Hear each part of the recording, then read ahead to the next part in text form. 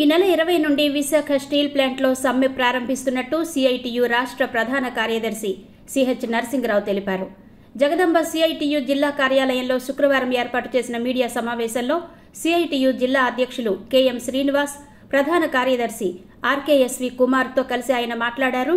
కేంద్ర ఉక్కు శాఖ మంత్రి హెచ్డి కుమారస్వామి జనవరిలో విశాఖ స్టీల్ ప్లాంట్ను సందర్శించారని, ఆ రోజు ప్రకటించిన 11,440 కోట్ల ప్యాకేజీ అప్పులు తీర్చడానికే ఉపయోగిస్తున్నారన్నారు. 4,000 మంది కాంట్రాక్టు కార్మికులను అక్రమంగా బయోమెట్రిక్ పేరుతో తొలగించి గేటు వద్ద ఆపివేశారన్నారు. గత 8 మాసాల నుండి స్టీల్ కార్మికుల జీతాలలో 25% డబ్బులు లేవని కోత విధిస్తున్నారన్నారు. ఇంటి అద్దె చెల్లించడం లేదని 16 రెట్లు విద్యుత్ ఛార్జీలు పెంచారన్నారు. ప్రైవేటీకరణను ఆపకపోగా ఆర్సీఎల్ఆర్ మిట్టల్ను అనకాపల్లి జిల్లాలో ప్రోత్సహించి విశాఖ స్టీల్ ప్లాంట్ను ఆర్సీఎల్ఆర్ మిట్టల్కు కట్టబెట్టాలని కూటమి ప్రభుత్వం కుట్ర చేస్తోందని ఆరోపించారు. దీనిని విశాఖ ఉక్కు పరిరక్షణ పోరాట కమిటీ తీవ్రంగా ఖండిస్తుందన్నారు. ఈ నెల 20 నుంచి కాంట్రాక్టు కార్మికులు నిరవధిక సమ్మెకు, పర్మనెంట్ ఉద్యోగులు ఒక్కరోజు సమ్మె చేయాలని కార్మికులకు పిలుపునిచ్చారని తెలిపారు.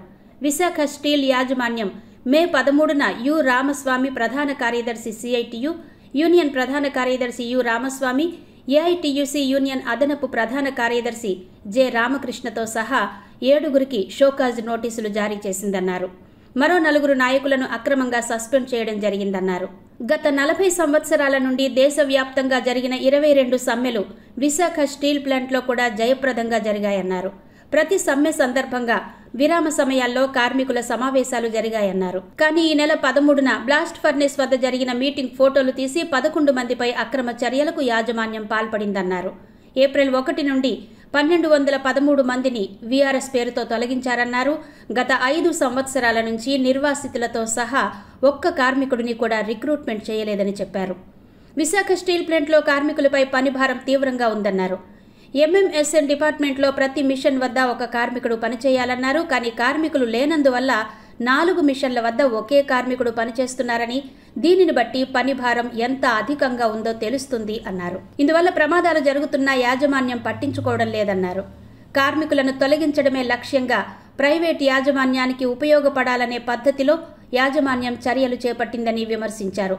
గత 4 సంవత్సరాల నుంచి విశాఖ స్టీల్ ప్లాంట్ 100% వాటాలు అమ్మకానికి వ్యతిరేకంగా కార్మికులు, కాంట్రాక్టు కార్మికులు, ఆఫీసర్లు కలిపి ఐక్యంగా పోరాడుతున్నారని, కానీ ఇప్పటి వరకు ఉత్పత్తికి ఆటంకం కలగకుండా పోరాటాన్ని కొనసాగించామన్నారు.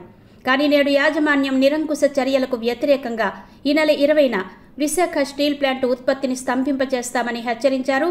కేంద్ర రాష్ట్ర ప్రభుత్వాలు విశాఖ స్టీల్ ప్లాంట్ను ప్రైవేట్ చేయాలనే కుట్రను విరమించుకోవాలని డిమాండ్ చేశారు.